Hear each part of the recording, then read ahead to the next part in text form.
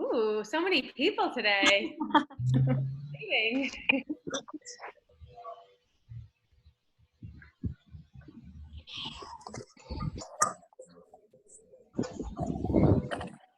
We'll just give it a few more minutes as people join in.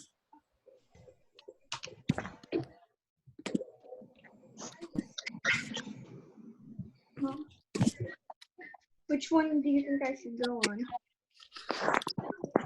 Did you send that picture to Jennifer?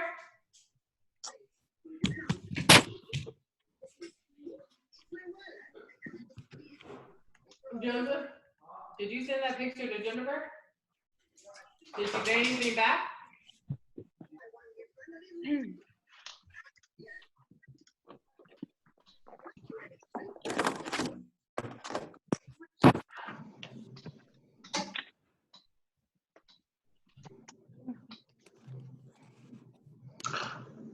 Hi, Chantal.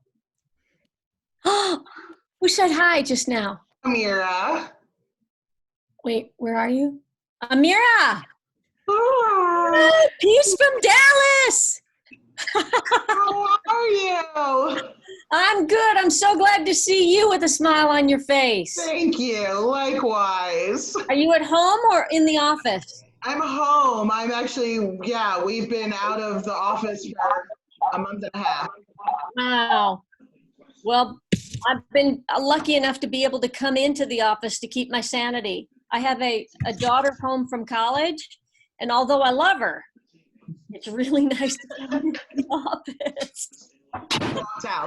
Don't tell anybody.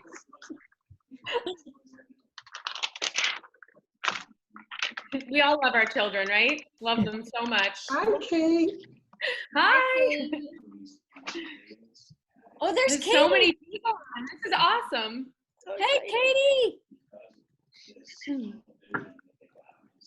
Is Kayla gonna be coming in? I wanted to say hi to her. She pulls my butt out of so many mistakes I make. I just wanted to say hello to you and Katie. So Kate, you and Kayla, hello, wherever she is. Thank you for everything. I want to come up here, boo-boo. Loving this group. And Amira, thanks again for everything. I have to tell you, your advice and your input goes a long way. If anybody needs advice, call Amira. Sarah, we'll post your phone number. Always available.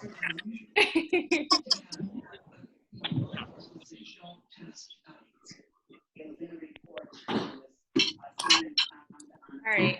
How are we looking, Maz? Should I start? Yeah, I think like we have like 50 people on, so I'd say, wow. Yeah, let's get started. This is so exciting. I am so excited to be here. So welcome everyone. I'm Kate Kennedy, for those of you that don't know me. I'll be your moderator today, but I'm also the customer marketing manager at Triple C. It's so nice to see so many familiar faces and a bunch of new ones as well. So there's too many people to have you guys all introduce yourselves. Obviously, that would take the entire hour.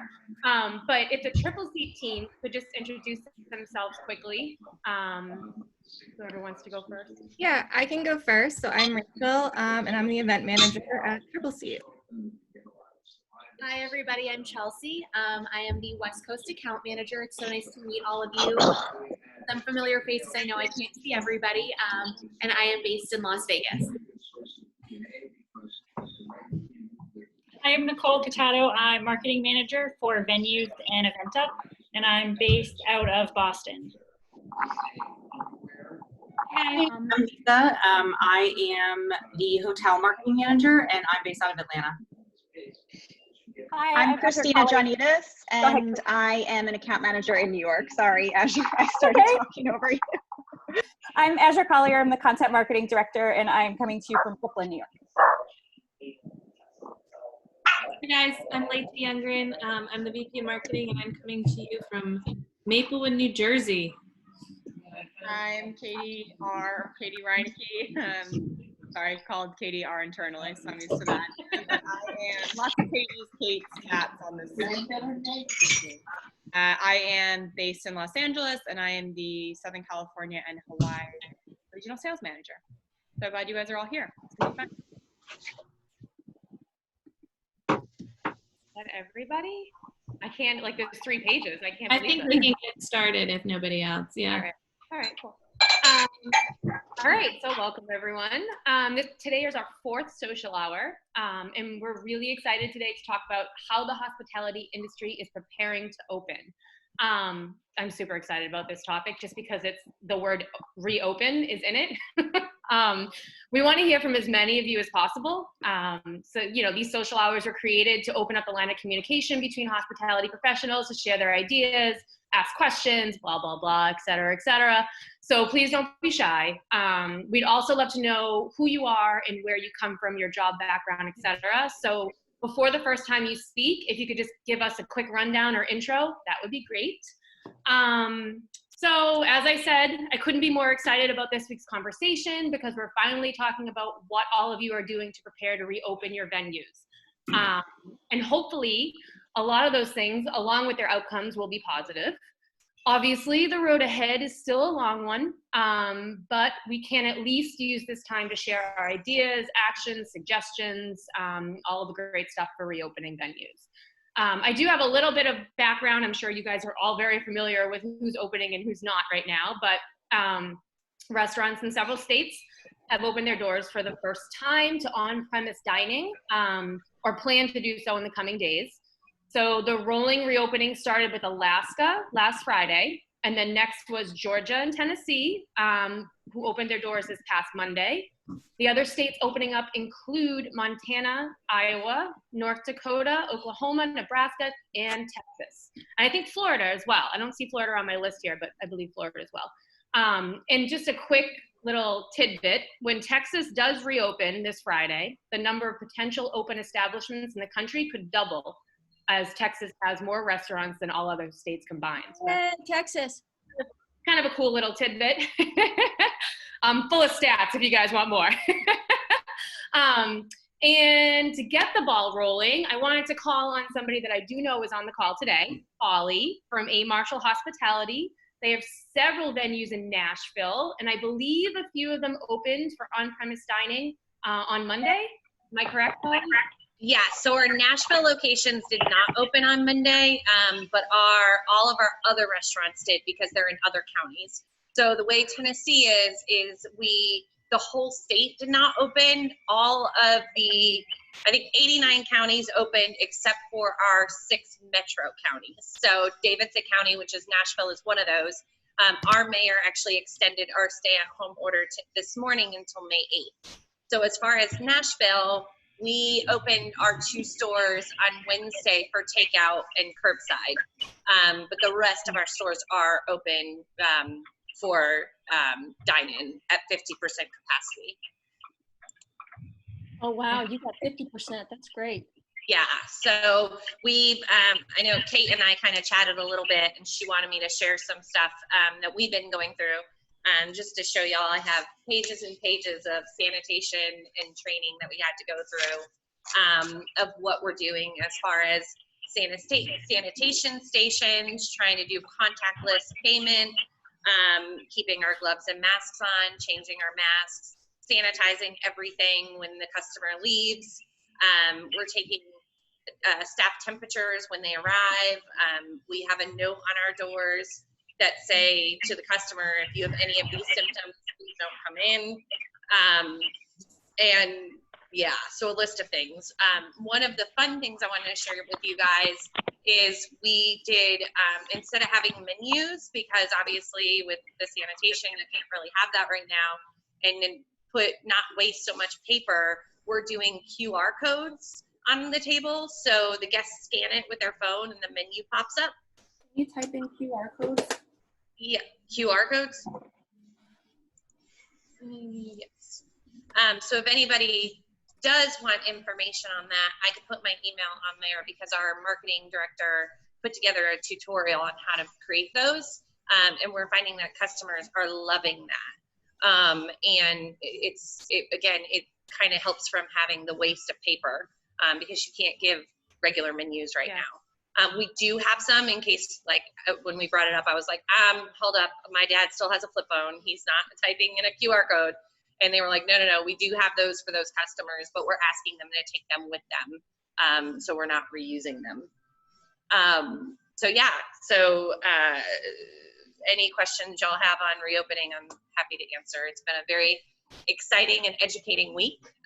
For those of y'all who are not in Tennessee, we were on national news. We were on NBC, and Inside Edition was with us, kind of walking through and seeing what we were doing. So it's been an exciting week. And have you seen a lot of customers coming through? And we've had mixed reviews. Like I've kind of learned that you have to have a thick skin with social media. You're not going to make everyone happy.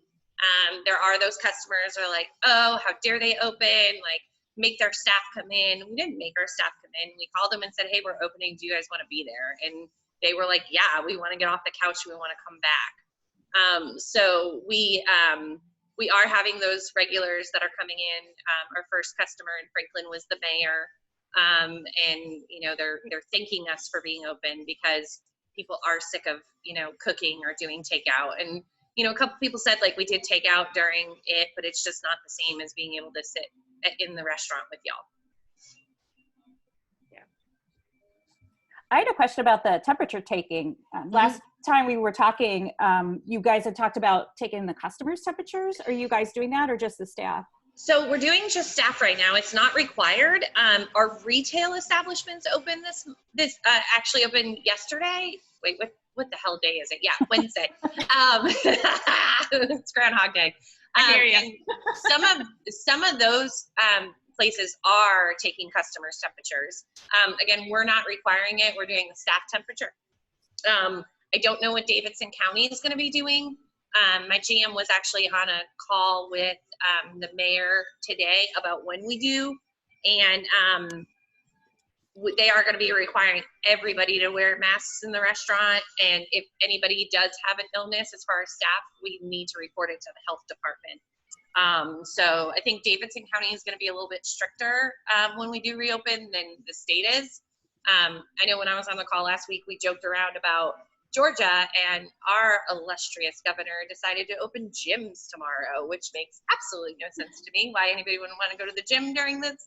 But so I made fun of Georgia, and Tennessee just jumped on the bandwagon with them. Hi, Holly. I have a question for you. Yeah. In terms of payment, are you guys, because I know you can't really make somebody pay one way or the other, are you kind of pushing more for credit card payments over cash so it's not money being changed and kind of like a lot of, taking it from the ATM or maybe getting change from somebody else? So are you guys requesting credit card payments, or have you guys even thought about doing like digital payments or like Venmo for tip or anything like that? We haven't talked about the Venmo yet. That was something that came up. But what we're doing is if we're doing any orders over the phone, we're asking for the credit card over the phone. So we kind of leave that part out of it. And then, for the most part, I feel like most people pay credit card anyway these days. So we really haven't had a lot of pushback. And we've just been suggesting it, kind of like when they're selling a martini and we're saying, oh, would you like Tito's with that? It's kind of the same thing. Like, would you like to pay with a credit card today? And people are like, yeah, here you go. So it's kind of, we haven't had a lot of pushback. And what I've noticed is that people who have been paying cash, they like give you exact cash. Like they're like, here's $20, keep the change. And they don't want it back either. So that's been helpful. Okay, perfect. And thank you for saying martini. I finally stopped thinking of one and then you said it. And I'm 3 hours behind you guys. And now I'm like, oh, it's back. That's what I want now. I'm 5 months pregnant, so I can't drink it all. And it's driving me insane. So that's probably why I thought of that, because all I can think of is alcohol. All we're all thinking about, to be honest. Holly, can you speak at all to what your restaurant's done in terms of bar capacity and dining room capacity and how you're limiting that, what you've done with furniture, what your thinking's been around that? Yeah, absolutely. So we can't seat anybody at the bar yet. That's not going to be until I believe the 3rd phase. So the bar is just completely off limits. What we have is we made these little like reserve signs that we put on the back of the chair, table tent, if you will. just saying, unfortunately, this section's closed. And then what we did is for the QR codes, we made little table tents and we put those on the tables that we're going to serve. So the tables that do not have a QR code, the host knows not to see people there, because we do have to keep, right now in phase 1, it's tables have to be 6 feet apart and only 6 customers per table. Thank you, really helpful. Yeah, absolutely. Did you put, you said sanitation stations, is that how you guys are doing it, like around the restaurant? Because I did hear some restaurants are going to put like little sanitary bottles on the tables, which I feel like people might steal, to be honest with you. Yeah. Well, and if you could get your hands on little sanitation bottles right now, congratulations. Yeah, I know. We're lucky that there's a distillery we work with, Pennington's, that they are actually giving us like sanitizer by the gallon or by the 5-gallon drum or whatever. So we're able to put those in bigger, containers that we have all throughout. Like when you, in Deacons, our restaurant that's not open yet, but will be soon, whenever Nashville opens, we have them on our columns that were already there anyway. So we just put one at the entrance, one by the bathroom, right outside the men and women's room. And then we have it kind of over on the other side of our restaurant as well, so that they're readily there.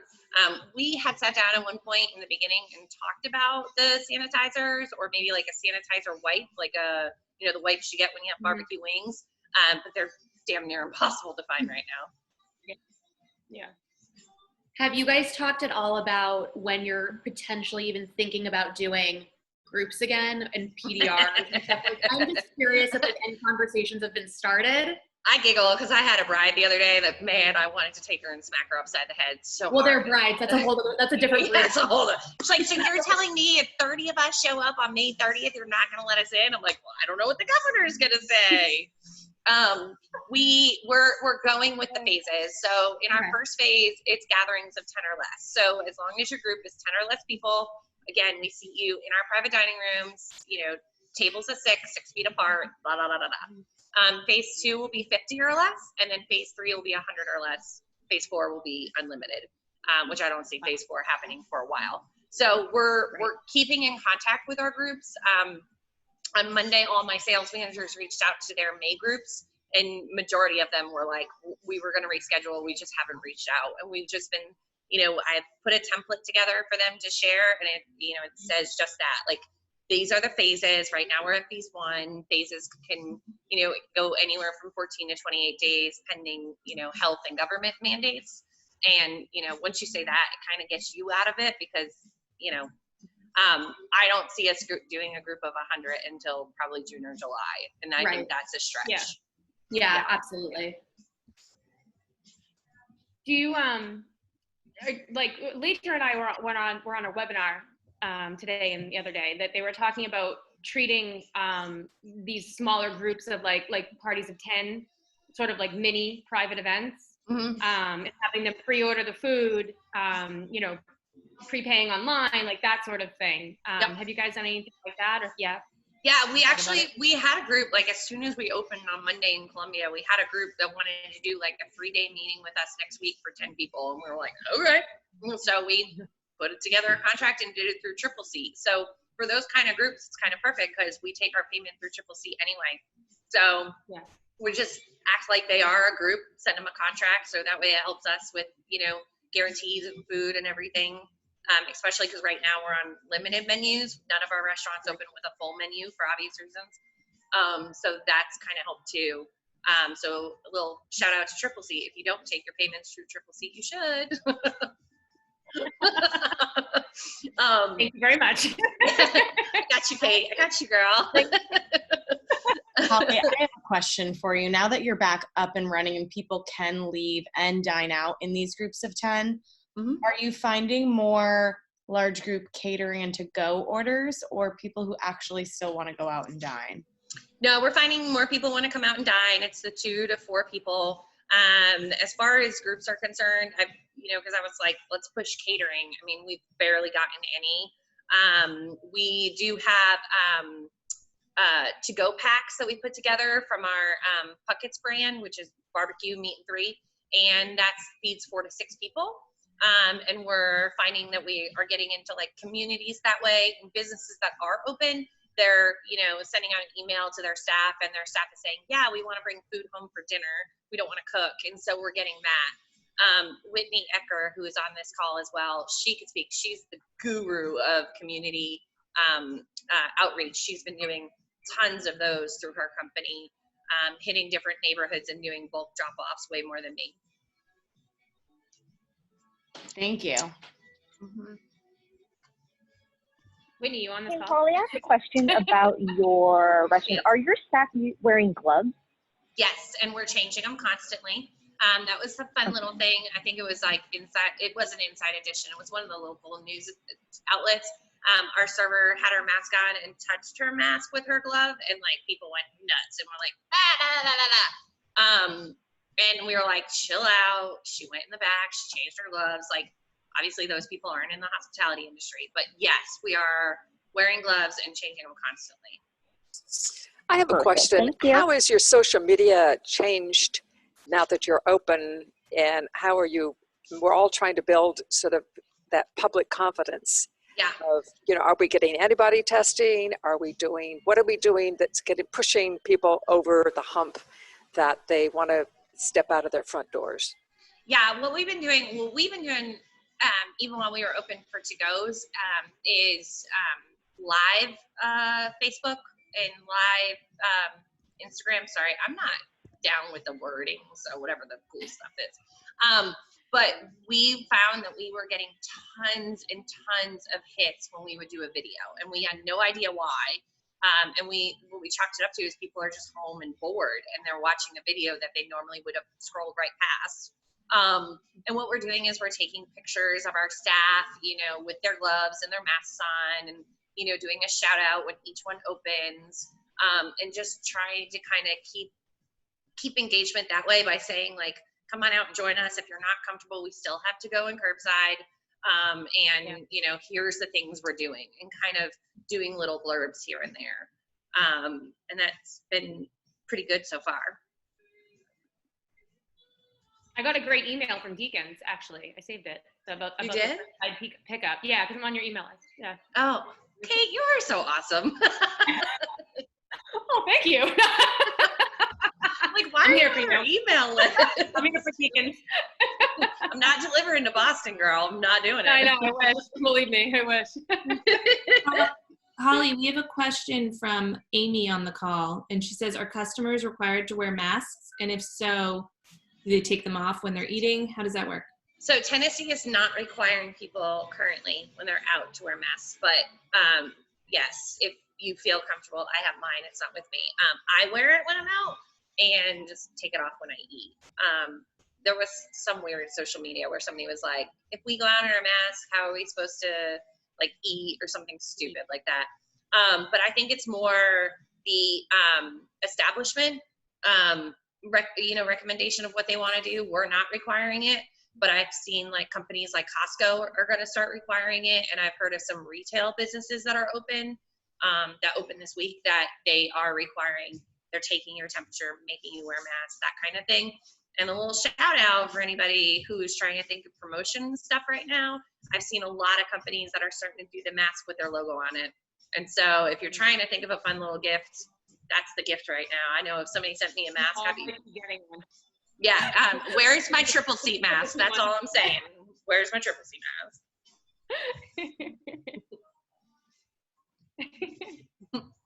We're working on it. I get the first one, Kate. No problem.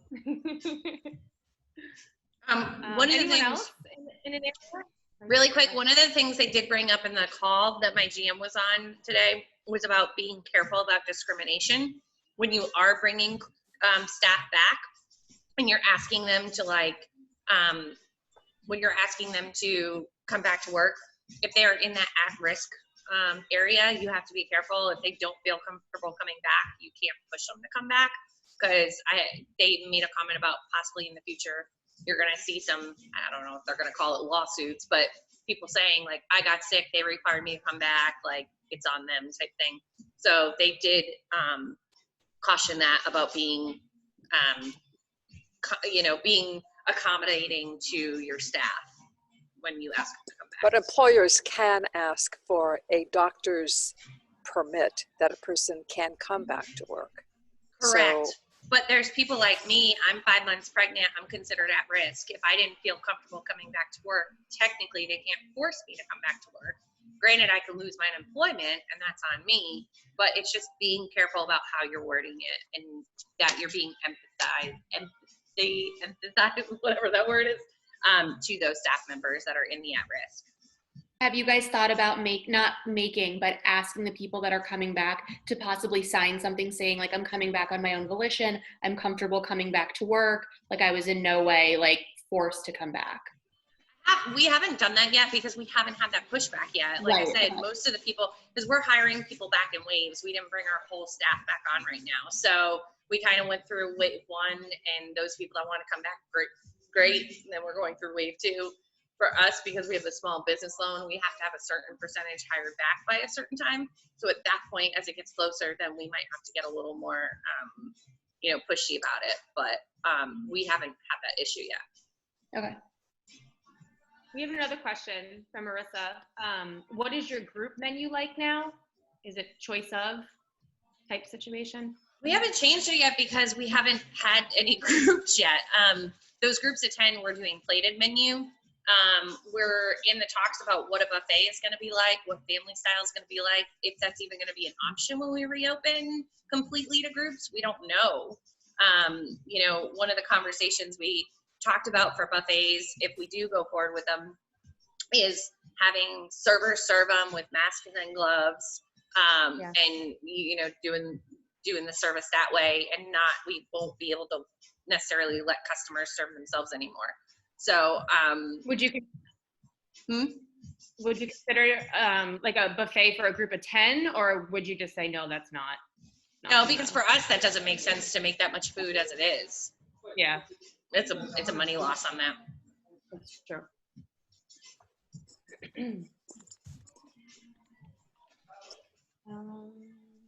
Holly, you may have answered this question before, but can you repeat how you're doing contactless payments? I know you mentioned something about Venmo, but how does a restaurant get set up? So we're just getting credit cards over the phone for contactless, or we're getting a credit card and doing it the normal swipe and that kind of thing. We're not using check presenters. That's another thing I forgot to mention.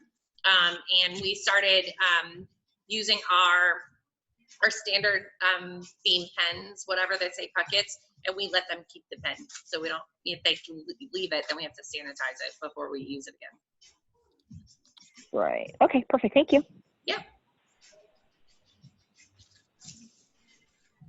Is there anyone else that's in a restaurant that has reopened already, or is reopening maybe tomorrow or Monday? Yeah, Chantel? Oh, you're muted. We can't hear you. Oh, so sorry. Is that better? Yeah, it's better. Yeah, so we're getting ready to open all 7 locations tomorrow, and we're doing some serious preventative measures just to kind of hedge our bet in case. We got creative and started thinking about what we could do to minimize, spreading germs, and so we've actually brought in sheets and sheets and sheets of acrylic, big sheets of acrylic, and cut them, and we're actually sticking them between the booths so that there's complete separation.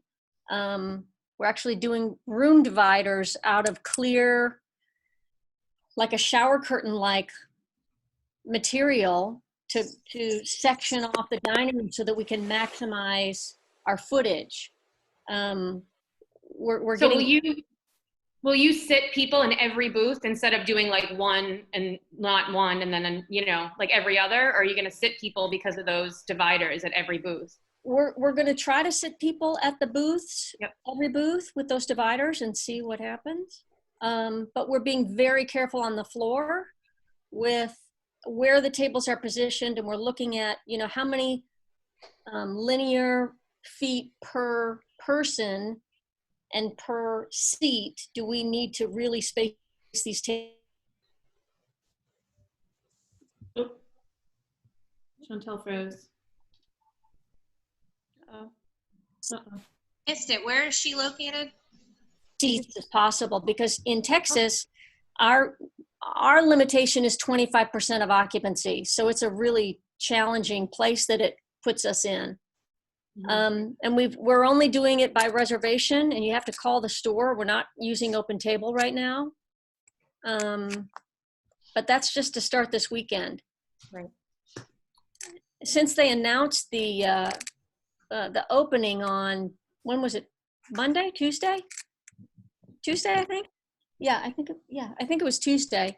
Our phones have been lit up like Christmas trees. So we're trying to limit the time that each reservation comes in. And as far as any groups or events, we're limited to 6. So my event business and catering business is 0. Yeah. 0 right now. Where are you again, and what's your? Texas. I'm in Dallas. Oh, okay. What's your group? What are you? Macero Restaurants.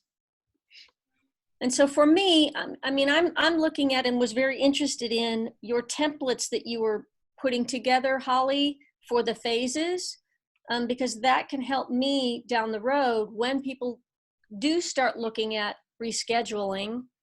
You know, we have large groups, and so maybe there's something creative we can do to split those large groups up into smaller tables, right?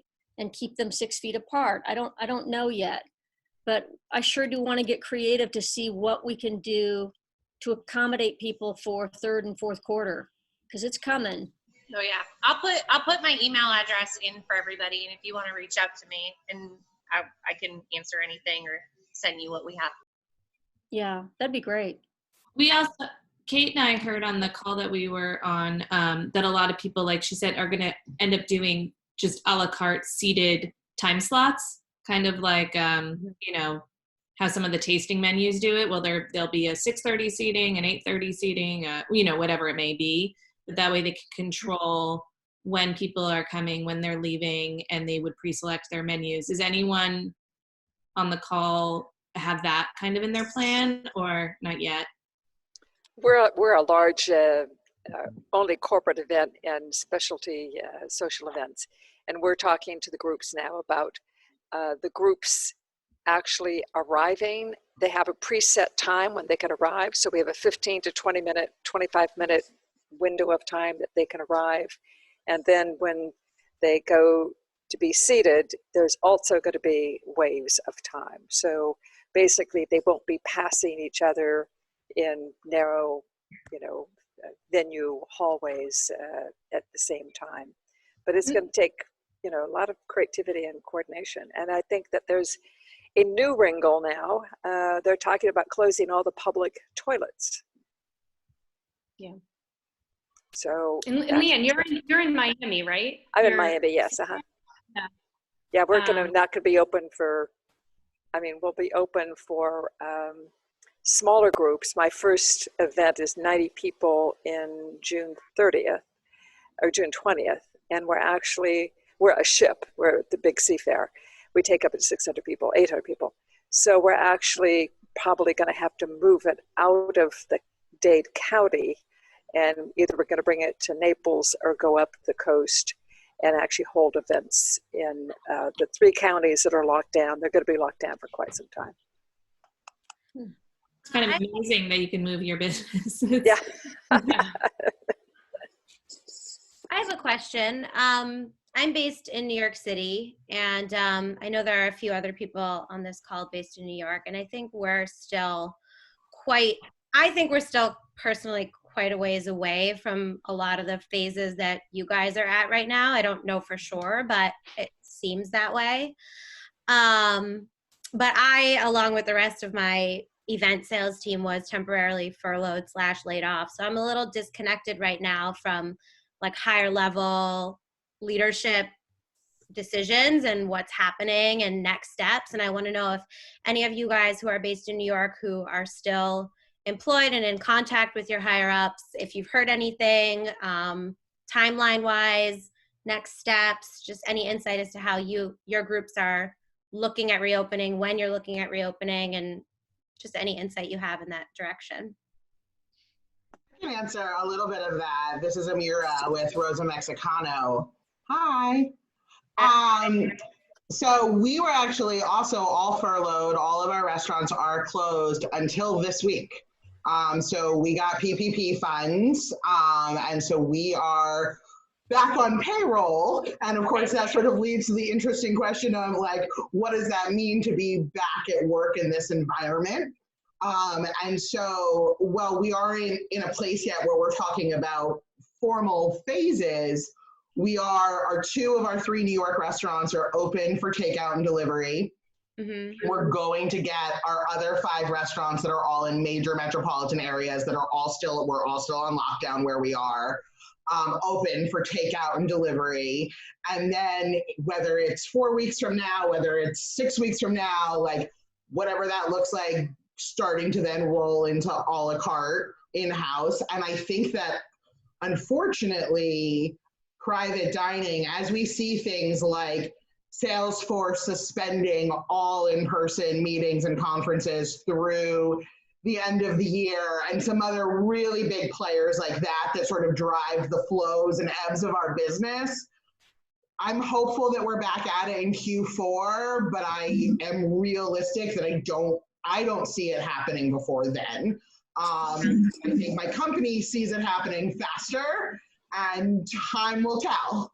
Yeah, I sort of feel the same way. And our restaurants in a limited, not all of them, but we've been doing some delivery since all of this started. So they've kept like a core team to keep that going. And I'm under the impression that, you know, we received some of those PPP loans as well. So I don't know what the next phases will be, but I'm just very curious to see. I don't know, Marissa, Colangelo, have you guys talked about it at all?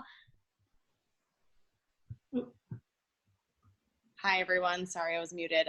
Zuma Restaurants. We talk about it on different levels, and we go along with whatever the government recommendations and mandates really are in all of our cities. We are in Miami, Boston, New York, and Las Vegas. I think the conversation is constantly evolving and changing for people and what their government mandates. And I think the other side of that is really what do the guests want and how do they feel? And a lot of the webinars that I have been on are those bigger groups, and those more nervous people to dine will not be out until there is a vaccine. Yeah. However, on Monday, I received an inquiry for 450 people in New York City in November. And I was like, amazing, whatever you want, we're going to do it. So, you know, I was chatting with Amira about the same thing earlier, and we talked about what can we do during this time? What are the actions? And I think a lot of the things that, while we may not know what the timeline is because it's constantly evolving and changing again with the government mandates and what city you're in, something I took away was really not why me and why is this going on, but watch me and how are we turning that into things that we can do differently. Our Miami shop is doing an amazing takeaway brunch box. And I'm thinking about ways of how we can do that within a larger format catering when we do reopen, which is why I asked Holly how that looks, you know, those large groups that aren't getting together for the 30th, 40th, 50th birthdays, maybe doing it in their homes on Zoom, maybe doing it remotely. And in some parts of the country, those lucky enough maybe can get together. There are still those that are going to be nervous. And I think that, you know, I've spoken with colleagues that are saying some of their restaurants and hotels don't even want to open until September because the summer is so slow. And looking at your summer months, they are July and August for New York at least. I know in Las Vegas it's quite slow. Miami it's slow. Boston it's slow. Operating at 25-50% capacity in those slower months is going to be extremely challenging for a lot of places. And understandably, some people won't reopen until September. Some people will slowly ramp back up. If you are doing delivery, I think a lot of people are also talking about, you know, how does your P&L change and evolve with this? Because just the same way it does for us in events and how we're doing parties out, maybe we're doing parties and delivery in more of that catering than actual dining out. For the restaurant, is it something where I know a lot of people that are changing their restaurants into retail stores. So look at Resdora, for example. They don't only do delivery, but they're doing takeaway pasta at home, how to make it at home, things like that. If you can't make your actual shop a shop because people can't even go out in New York, for example. I don't know, and I think each person's situation is very different, Amy, specifically because of PPP. That's great. You know, you have to be brought back. They have to spend about 75% of their funding on that payroll tax. But when we're back, what are we going to do? Because if there aren't people dining in parties, how can we change that? And I think that's really what I've kind of started questioning. I love the idea of QR codes. I was really thinking about how Holly was discussing, you know, a lot of people were saying, I'm going to give every person their own iPad, but then it's like, you got to wipe down the iPad. So the QR code is that next step of people using their own devices. I'm thinking about how is my staff going to chase a guest to the bathroom and wipe down every knob they turn, you know, like these are the things that we're all thinking and talking about. So I think it's a great thing that everybody is talking about it and sharing the ideas. I love the idea that Holly said about emailing your clients and saying, here's what the government mandates are, here are the phases, and just touching base. I think that everybody's doing that and it's going a long way, but in terms of what are we actually doing is changing, I think, day to day, and I think we're sitting tight right now. For those of you, can I ask you a question? Was your 450 person inquiry corporate or social? Nonprofit, corporate, essentially. So it was very interesting. I do have some socials, for example. Again, you got to love the brides, right? So June 11th, I had a 50-person engagement, rehearsal, whatever. They're getting married in July in Italy.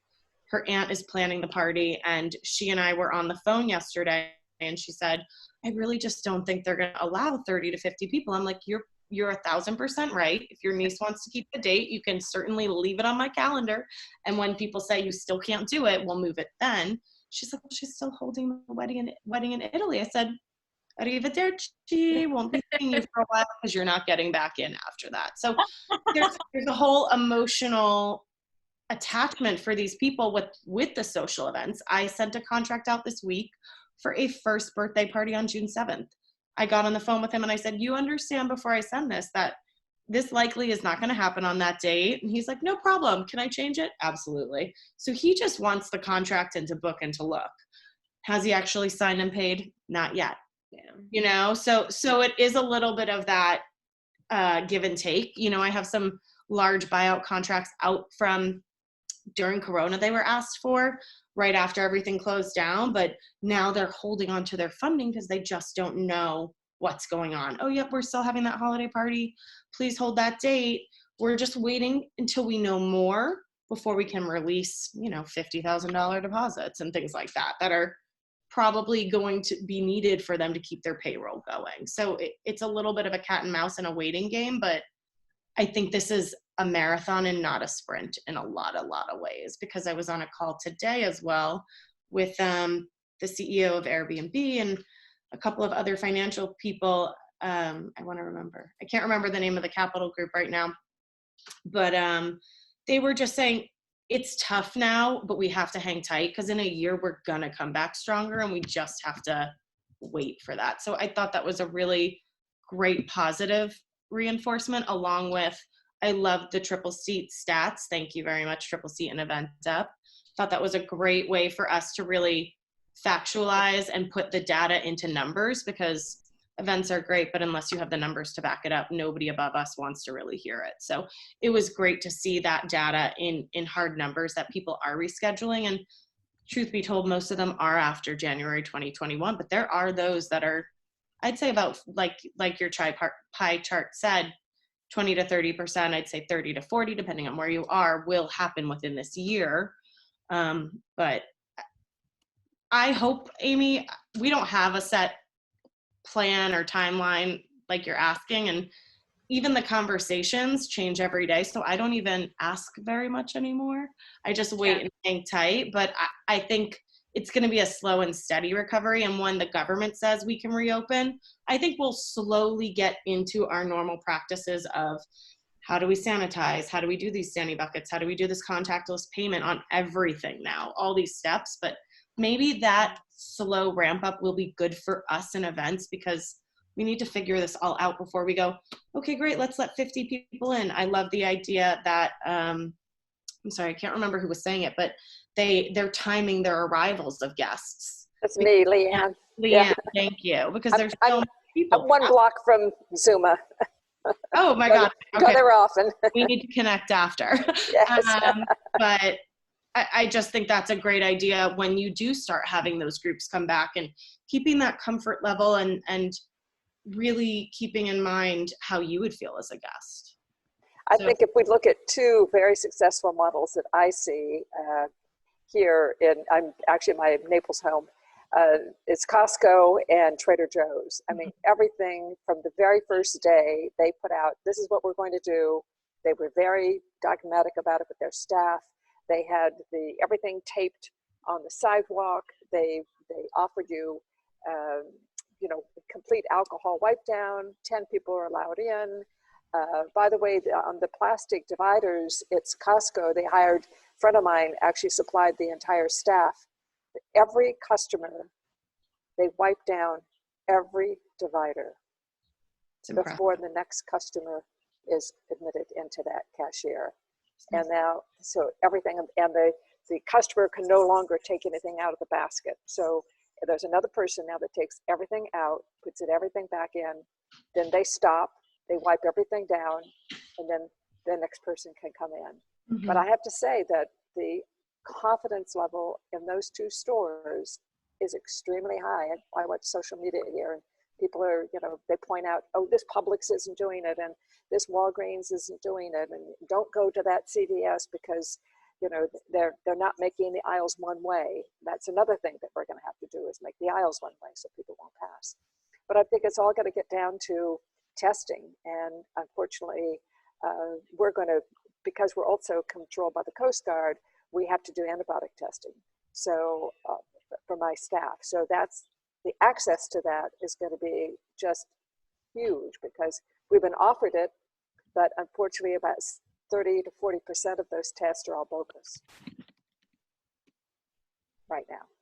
Leanne, you had said that you were planning to get proof of that your guests, the private event guests, had been tested as well, or well, with each bride and groom, right now I put out a timeline, and I said, okay, month 1, this is what you have to do. Tell your guests that A, that it can be canceled, B, that they're going to require testing, that they're going to have to wear a mask, and that immediately when Apple and Google offer the contact tracing, that everybody must join contact tracing. And they have to have the contact tracing, because they have to know wherever they've just been in the last 2 weeks, if anybody was exposed, and then they would be contacted. And that's supposed to come out about May 15th. So that's going to be a critical part of it. But yes, we're telling everybody that they have to, and the employees have to have a medical release. It doesn't mean that the next day they won't be exposed, but obviously you're trying to take down 20% chance, another 20%, another 20%. I mean, unfortunately, the statistics coming out of Germany today are not good. They relaxed a lot of the social distancing and open stores. Hospitalizations went up. Hey, Leanne, is that, I'm sorry, I missed it. I was looking at something. Is that just your business mandate, or is that a state mandate that you're doing with your employees? Well, number 1, anybody in the United States, every employer can require a doctor's release. So you were talking about how sensitive it is, whether or not, we're going to be discriminating. So I'm not discriminating. If the doctor tells me this person should not be coming back to work and involved in any public access, either the problem is I don't really have other jobs for people to, redirect them into a blind office or work from home. So that's going to be horrible. Right. No, but so this is your business that's asking for this. This isn't a state mandate for Florida. Our state, you can't depend on the problem is we have the 3 counties that I operate in, the Broward County, Dade County, and Palm Beach are a completely different mandate. So that's it's the local mandate that's going to restrict it, not what the state is doing. Okay. I mean, because they've, the DeSantis has opened up, everything supposedly in the state except those 3 counties. So, but it's for all of us, it'll be the local mandate. It will not be what the governor says. Okay. I'm just curious. I'm just asking because like people don't necessarily want to go to the doctor right now because it is kind of germ infested, and the doctor wouldn't write you a doctor's note unless they were. No, but go to the doctor. It's so I don't telemedicine. know. I mean, everybody's doing telemedicine. It's just a matter of, going to a drive-through. I mean, at least they're ramping up that part of it. Okay. The problem is a lot of Gotcha. the antibiotic testing is not credible right now. Right. Okay. Now I understand. Thank you. Hi, this is Melissa from Tau Group. I just have a quick question. If anyone on this works in hotels, and if any of their guests have mentioned having an issue, like any of their event guests having an issue or concern with guests staying in the hotel, and how you would navigate around that. Well, I work with the Intercontinental, and they're down to 7 in staff. But they now have they work with the airlines, although there's not a lot of airline crews coming in, and they completely clean a room. They seal it for 3 days, and they don't use it for the next 3 days. You're only using a small part of the hotel. But in terms of like interaction in common areas or anything like that, has that been a concern really, or? All the hotels in downtown Miami are not open to the public.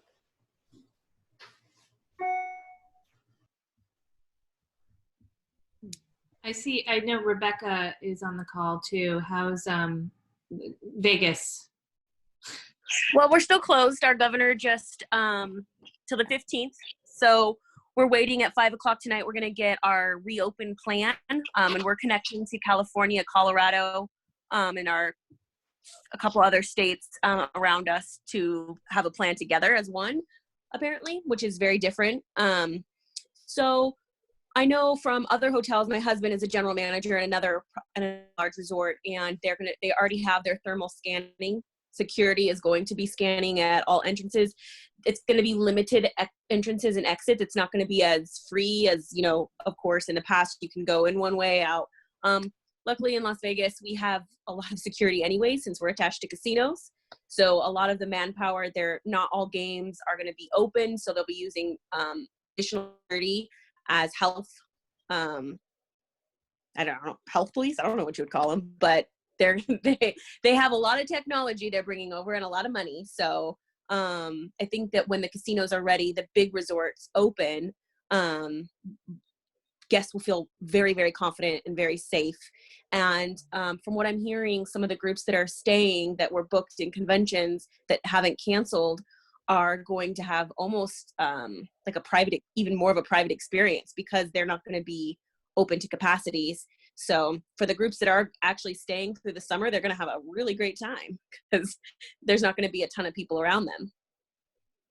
I'm going to have to second that, Rebecca. Our Zuma Boston is in the Four Seasons Hotel Boston, which is also a residence.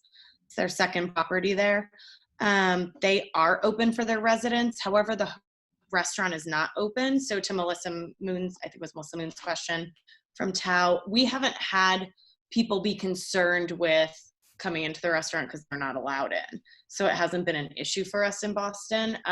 Because that property did remain open. However, most people that are doing delivery, or rather our Boston property that is doing delivery and takeout, we bring everything down in our protective gear to the guest at their car.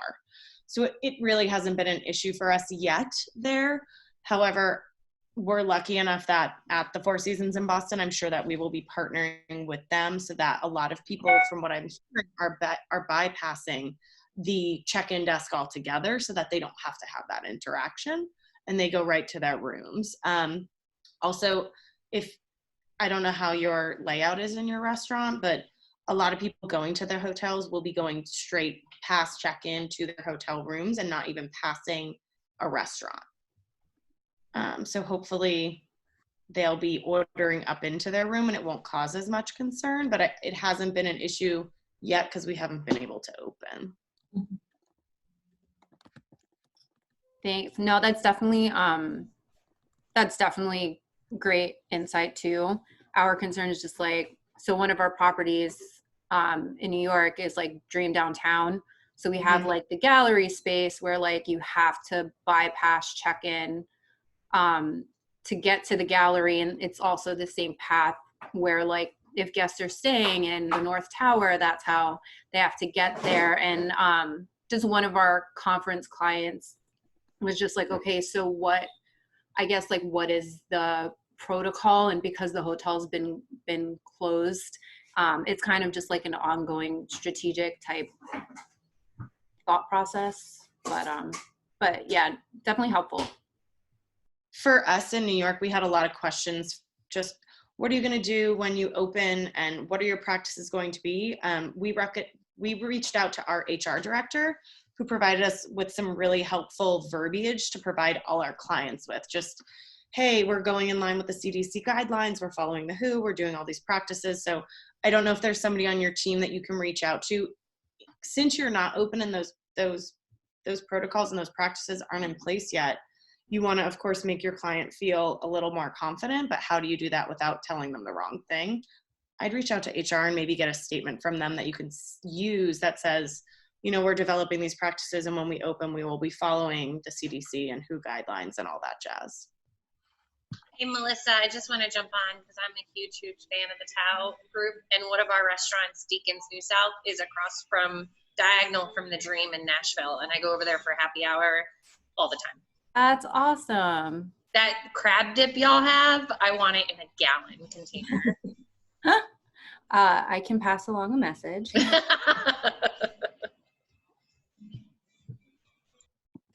We were actually supposed to be hosting event camp at Dream Downtown. Yeah. This week. Last Tuesday. I know, I'm so sad. I've cried about it like 5 times already this week, so I'm just not going to bring it up again. It was a year ago today. We were all together in Nashville. I know. Came up on my time hop today. I know. I loved seeing that on my story. Rebecca reposted something from us in Nashville. It was my first time in Nashville, you guys. I'm obsessed. I can't wait to go back someday. It was my first vacation as a mom. I was so, well, vacation. It was a work thing, but it was a vacation. I'm a mom, so it was so much fun. It was really cool. We're almost out of time. I don't know if anyone else has any more questions before we end this one. Opening in the coming weeks that we haven't heard from in a different city and different environment. Be really interesting to hear. I can share the results of our poll that we did earlier. So a lot of people still don't know, it looks like. Yeah. East Coast mainly has no idea, I'm sure. How about that? I'm gonna take the same poll next week, and maybe there'll be different responses. Hey, can I ask, is there talk of when you guys might look at rescheduling event camp? There's been talk. Yeah. Lots of talk. Yeah, Lisa, do you want to? Yeah, we just, we obviously, we want to be as thoughtful and careful about how measuring when people's business is in a good enough position that they can purchase that ticket. For those who already purchased, we want to, we issued refunds for everyone. So we just want to be careful. Right now we're scheduled to probably do it in April of 2021. We were initially looking at August of this year, but we now with, as things develop, we think it's too soon. So for now we're looking at April 2021, and we'll just take it month by month and kind of gauge that. So, and it might have to change a little bit if if we're still not in a place to be doing more than 100 people, we might have to look at televising some of it, or, doing a virtual part. And yeah. So, sure. I hope it's next year. I know, I miss it. I want to do it. Can't wait more than 1 year. My favorite part of the year. Oh, there's my son. I knew he'd make an appearance before this was over. anyone else have any thoughts about the path to reopening or anything? I would love to hear what people are doing with all their empty furniture when they reopen and empty spaces. And in New York, storage is a hot commodity, so we don't really have much of it. My CEO wants to put it in the PDRs, so that doesn't bode well for us. Oh my God, don't say that out loud. Somebody else will hear it, I swear. We're doing the same thing. It's not fun. Oh no. Wow. Yeah. Is anybody keeping their furniture in place and putting props or something on it? No. Because you need to keep like walkways more open now too, right? That's one of the guidelines. Yeah. So it's hard, I'm sure, just to leave all the tables. Then you wouldn't have all those spaces for people to walk by each other 6 feet or whatever. And that's tough, especially in New York, I'm sure. Yeah, are you starting to work on the plan for the kind of one-way pathways, etc.? Anywhere? No, I can't imagine. The spacing of it is a challenge. We saw a kind of an example of a layout that I think we can probably share at some point. That seems really good. Just that, yeah, that like walkway and enable for people to walk both ways and not be less than 6 feet apart. And even like for the servers to get by, not bumping into customers. Yeah, it's very interesting. A lot of engineering involved, I feel like, architectural work in some aspects. A lot of choreography as well. Yes. I don't know if you guys go to a store, people still don't get it. Like, I'm like, wait, where do I go now? I need little markers. Arrows and yeah. I'm like, I don't need to go down that aisle. Now I have to skip 2 aisles to go up to come back down. I'll get used to it. All right, well, if there's no other questions, just want to say thank you to everybody for joining. I feel like this was a very successful social hour. And this was recorded, so we will add it to the blog. And so you can watch it if you want to watch yourself again. Or if you have industry friends that weren't able to join, then they can watch it on our blog. And all of the other ones we did as well are up there too. So until next week, where I think we will talk again about reopening and what everyone's going through. I feel like this is going to stay definitely an on-trend topic for at least the next few weeks. Yeah, and Holly put her email there, but I'm sure you can reach out to us if you didn't get a chance to see that. Yeah. And anybody else on the call, feel free to reach out to us and we can let them know if you want to talk to them one-on-one.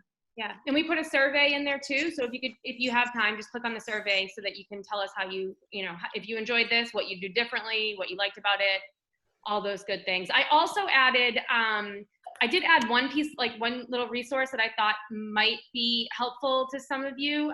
It was something I found in a webinar. Basically, it was a comprehensive critical path, laying out foundational tasks to assist restaurants with reopening their doors. And it's basically an editable and customizable spreadsheet. So if you want to check out that link, and you can download one for yourself if you need one, and change everything to work out for your venue. But yeah. Maybe next week, if you could put out a question, what type of social media content is working now that we're getting closer to actually seeing customers face to face and sitting down, with pen and pencil and doing, contracts with people. I'm doing a lot of contracts. I just don't know when I'm going to open. Right. Yeah, absolutely. I'd be happy to do that. Thank you. Thank you guys. This was fun. Thank you. Everyone. Bye. Bye. Next week. Stay safe.